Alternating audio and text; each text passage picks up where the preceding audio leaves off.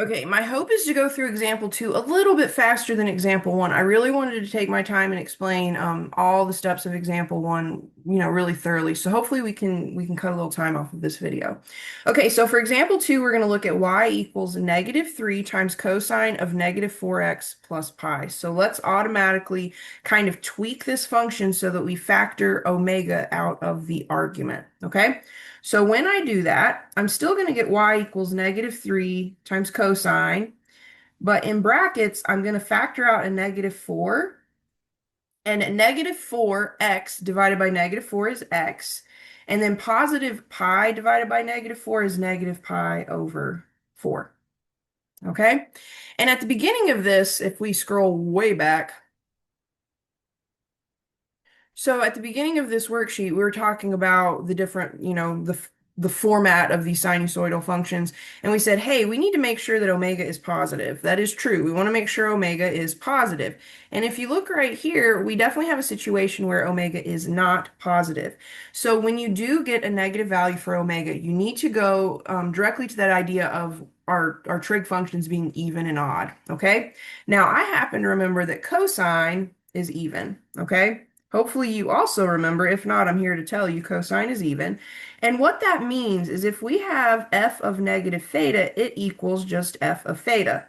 So opposite inputs yield equal outputs. Okay? So this negative right here doesn't really do anything for me because this graph is even. So I could rewrite this entire function as y equals -3 times cosine of 4 times x minus pi over 4. Because again, opposite inputs yield equal outputs, excuse me, okay? So again, opposite inputs yield equal outputs. So if you have a negative theta and you're dealing with cosine, that's going to be the same thing as that function evaluated for positive theta. So we can just change the sign there on cosine, okay? Now, if that were sine or tangent, we would have to bring that negative out front, okay? Now, with that said, let's talk amplitude. So amplitude is basically the absolute value of A, where -3 is A. So the absolute value of -3 is 3. So that tells me I've got a vertical stretch. So I'm stretching this graph. Now, part B says, is there a reflection about the x-axis? And the answer here is yes. Okay? And this is true because A is less than 0. So when A, like kind of what you're multiplying cosine by, if that is negative, you're definitely going to be reflecting about the x-axis. And so what's really important about that is all of our max and min points. We know that traditionally for just the regular cycle of cosine, just the regular cosine wave, the max and min values are +1 and -1. Well, when we go to find our new max and min values, they're going to switch. So the old maxes become the new mins, the old min becomes the new max. And so we have to basically multiply those y values of 1 and -1 by -3, and it kind of all works itself out in the wash. Okay, but we definitely have a reflection about the x-axis here. We need to find the period. So remember, I just use a capital T for period, though truthfully it should be tau. You take the original period of your trig function, so the original period of cosine is 2 pi, and you divide it by omega. So we're going to take 2 pi and divide it by 4, which really just gives me pi over 2. So what does that mean? Well, the original period of pi was 2 pi. Now we're saying the new period of pi is pi over 2, so it's much, much, much shorter.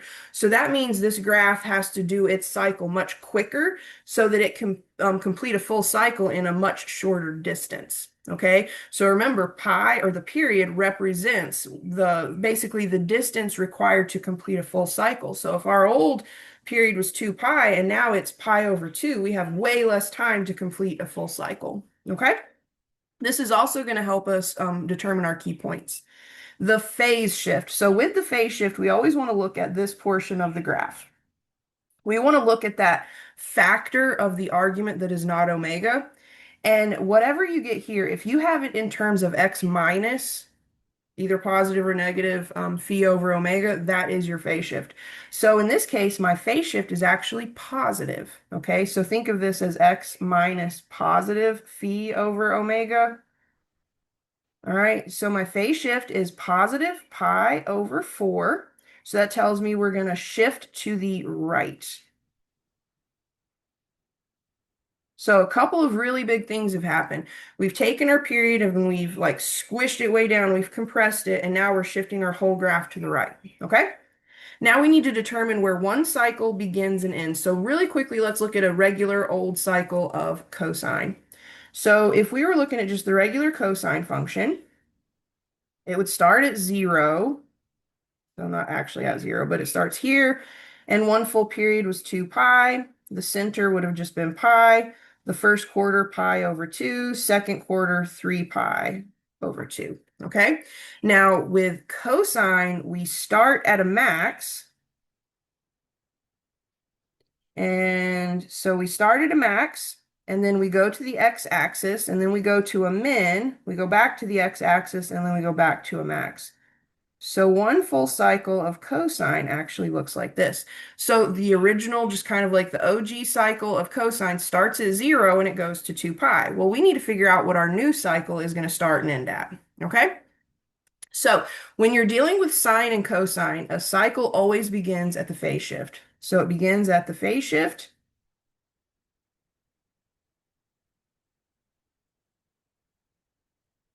So for us, since our phase shift is positive pi over 4, this cycle is going to begin at positive pi over 4. Now it ends at the phase shift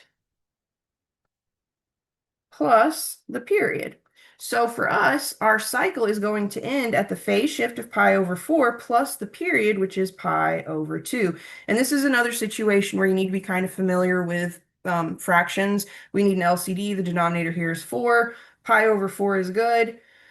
Pi over 2, we need to multiply top and bottom by 2. So we end up getting plus 2 pi over 4. So that tells me my cycle is going to end at 3 pi over 4. So this is like a really short period, really short, quick cycle. Okay? Now, with that all said, we know where our cycle begins and ends. We need to figure out the other of the 5 key points. Okay? So my first key point is pi over 4. I need to figure out my second, my third, my fourth, and we technically already know that our fifth key point is 3 pi over 4, but we'll double check it in a minute. Now, the period comes back into play at this point. The period not only tells us the distance for one full cycle to be completed, but if we take the period and we divide it by 4, it tells us how far apart each of our key points need to be. So let's take our period and divide it by 4. So we get pi over 2 divided by 4, which is really pi over 2 times 1/4, or pi over 8. So each of our key points are going to be separated by pi over 8 radians. Okay? So my first key point, I don't have to do any work. It's just the phase shift. This is true for sine and cosine. My second key point, I want to take pi over 4 and add pi over 8. That's going to be 2 pi over 8 plus pi over 8, or 3 pi over 8. And we already know that with cosine, we begin at a max or a min and we end at a max or a min, and then the center is a max or a min. It's the quarters of this period that end up being the x-intercepts. So this is going to end up being an x-intercept. Okay? Now for my third key point, you always take your previous key point and then just add whatever your period divided by 4 is. So we're going to take 3 pi over 8 and we're going to add pi over 8. Well, that's 4 pi over 8, or what we affectionately know as pi over 2. Okay? And then my fourth key point, my second quarter point, is going to be pi over 2 plus pi over 8. And this is really pi over 2 as far as eighths are concerned. So it's really 4 pi over 8 plus pi over 8, or 5 pi over 8. And we know this is also going to be an x-intercept. So again, we have the beginning, the first quarter, the center, the second quarter, and then the end. Okay? And for cosine, it's the quarters that become your x-intercepts.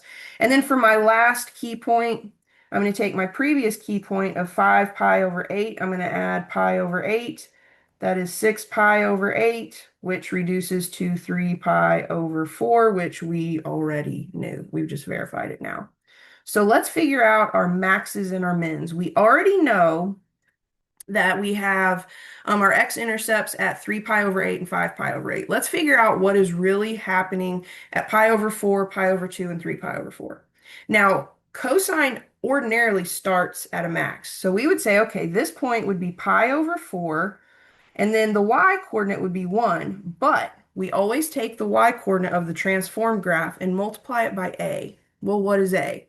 If we go back up here, a is -3. So I want to multiply those y coordinates by -3. And if we had a vertical shift, we would add or subtract the vertical shift as well. So I want to multiply by -3. So that tells me pi over 4 comma -3 is now a min. So my graph is now starting at a minimum, which makes sense because we reflected about the x-axis. Okay? Now for pi over 2, this would ordinarily be a min. Okay, so again, the center of our graph would ordinarily be a minimum point, which is typically -1, but we've got transformations, so this would be -1, but we need to multiply it by a, which is -3. So this is now pi over 2 comma +3, which is a max. And then finally, for 3 pi over 4, this would ordinarily have been a max because cosine begins and ends at a max for one full cycle. So we know that maxes would ordinarily be +1 for just the regular old sine, but because we have transformations, we need to multiply this by a. So we end up getting 3 pi over 4 comma -3, which is a min. Okay, so we know our x-intercepts are at the quarters of the period, and then the center is the max, and the ends are actually the min now. So let's draw this, okay? We'll have to scroll up and down probably to remember where we're going with this one. Okay, so one full cycle is going to start at pi over 4 and go to 3 pi over 2, okay? And then we have our center right here. Okay, well, our x-intercepts are going to be halfway between the beginning and the center, so right here, and then halfway between the center and the end, so right here.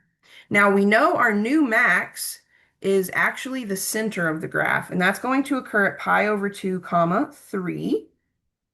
And then the mins are going to occur at pi over 4. So pi over 4 -3, and then 3 pi over 4 -4. So if I were to draw one cycle of cosine with these transformations, I would get something that looks like this. Pretend it's prettier than that.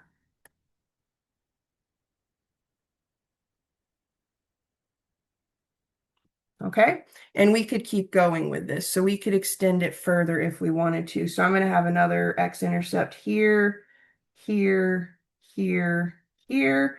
I'm going to have a max here and a min here, a max here and a min here, x-intercept, and then max. So I'm going to keep drawing. Whoops, I went too far for that max. Hold tight.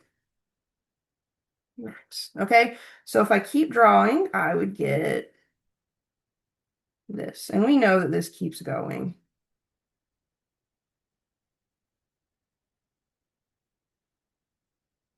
And there you have it. Okay, so that is transformations on cosine. This may not have been any quicker than the last video, but hopefully you get the gist of it. The hardest points to find are your maxes and mins. If you have maxes and mins, you multiply the original y coordinate by a, and then you add or subtract a vertical shift if you have one. The x-intercepts aren't as bad. If you have a vertical shift, you have to take your x-intercepts and shift them up or down according to the vertical shift, but that's generally pretty easy. So there you have it, transformations on sine, transformations on cosine. Last up, we're going to talk about tangent, which is a wacky one. Okay, so that'll be the last video.